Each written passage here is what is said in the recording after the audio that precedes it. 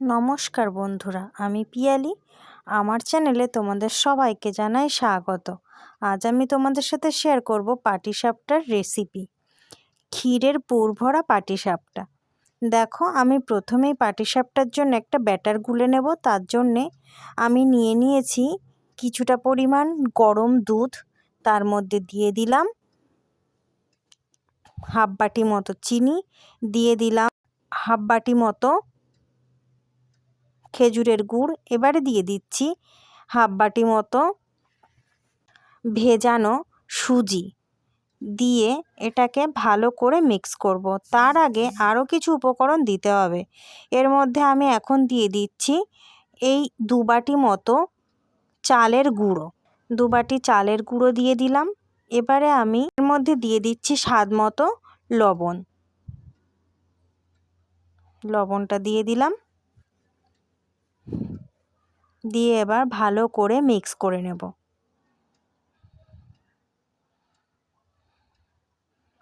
ভালো করে মিক্স করতে হবে যাতে কোনো গোটা ভাব বা কোনো লাম্পস না থেকে যায় এর ভিতরে। একদম ব্যাটারটা যেন পুরো মিহি হয়। আর থিকনেসটা তো তোমরা দেখে বুঝতেই পারছো।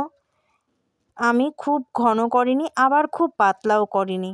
দেখো, হাতা থেকে ফেললে হাতার গায়ে একটু জাস্ট লেগে থাকছে, এরকম একটা থিকনেস রাখতে হবে। এবার আমি এর ভিতরে পুর বানাবো, সেটার জন্যে প্রথমে কড়াইতে জল দিয়ে গুড়টাকে গুলে নিলাম। এবার আমি এর মধ্যে ফ্রেশ নারকেল কোড়া ব্যবহার করেছি। নারকেল কোড়াটা ভালো করে এই গুড়ের রসের সাথে মিশিয়ে নিচ্ছি। এবার এইভাবে কিছুক্ষণ আমি নেড়ে চেড়ে জাল দিয়ে নেব, যাতে গুড়ের রসটা প্রায় শুকিয়ে আসে। শুকিয়ে আসার পর আমি এতে অ্যাড করে দেব আমি আগে থেকে ক্ষীর তৈরি করে রেখেছিলাম। এই ক্ষীর তৈরির রেসিপিটা আমি তোমাদের জন্য আই বাটনে দিয়ে রাখবো, তোমরা গিয়ে দেখে আসতে পারো। আমি সেখানে ক্ষীর দিয়ে একটা পিঠার রেসিপি করেছিলাম, সেদিন এই ক্ষীরটা একবারে বানিয়ে রেখেছিলাম। এই ক্ষীরটাকে দিয়ে দিলাম, দিয়ে ভালো করে মিশিয়ে নিচ্ছি। এবার আমি এর মধ্যে দিয়ে দেব হাফ চা চামচ মতো এলাচ গুঁড়ো। এলাচ গুঁড়োটাও দিয়ে ভালো করে মিশিয়ে নিয়েছি। এবার আমি এর মধ্যে দিয়ে দিচ্ছি দুধের জাল দিয়ে যে সরটা উঠেছিল আমার উপরে, সেই সরটাকে দিয়ে দিলাম, আর খানিকটা দুধও দিয়ে দিয়েছি এতে। ভালো করে আবারও মিশিয়ে বেশ খানিকক্ষণ জাল করে নিয়ে আবার এই দুধটাকে এর সাথে রসটায় টানিয়ে নেব।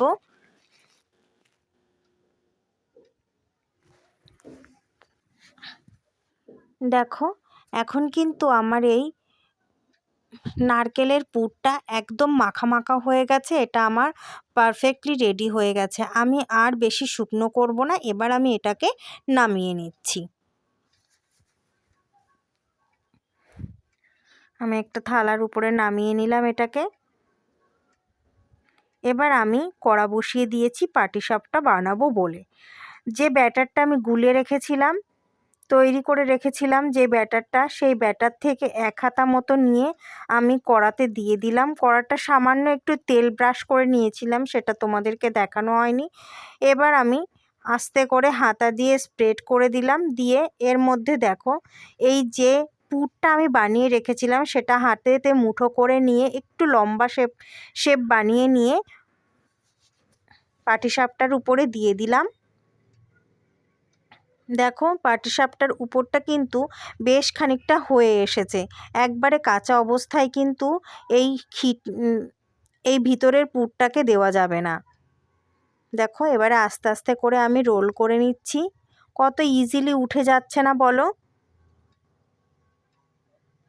এইভাবে পরপর এক এক করে আমি বানিয়ে নেব।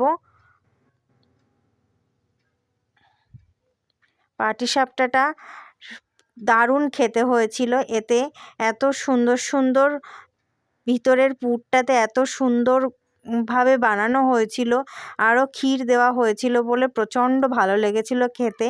তোমরা প্লিজ একবার বানিয়ে খেয়ে দেখো, আর আমাকে অবশ্যই কমেন্ট করে জানিও। আমার রেসিপিগুলো তোমাদের যদি ভালো লেগে থাকে তাহলে লাইক কমেন্ট শেয়ার করতে কিন্তু একদম ভুলে যেও না। আর যারা এখনও আমার চ্যানেলকে সাবস্ক্রাইব করোনি তাহলে তারা প্লিজ আমার চ্যানেলটাকে সাবস্ক্রাইব করে রেখো আরও নতুন নতুন কিছু রেসিপি দেখার জন্য। আর সবার আগে আমার চ্যানেলের নোটিফিকেশান পাওয়ার জন্যে বেল আইকনটা অবশ্যই প্রেস করে রেখো। দেখো আমি পরেরটাও সেম প্রসেসে তৈরি করে নিলাম সুন্দরভাবে। দেখো কত ইজিলি উঠে যাচ্ছে একদম, একটুও কিন্তু কোনো অসুবিধা হয়নি। দেখো একটুখানি করে চাপ দিতেই পুরো উঠে গেছে। ব্যাস এইভাবে আমি বাকিগুলো তৈরি করে নিচ্ছি। পরদিন দেখা হবে নতুন কোনো রেসিপি নিয়ে।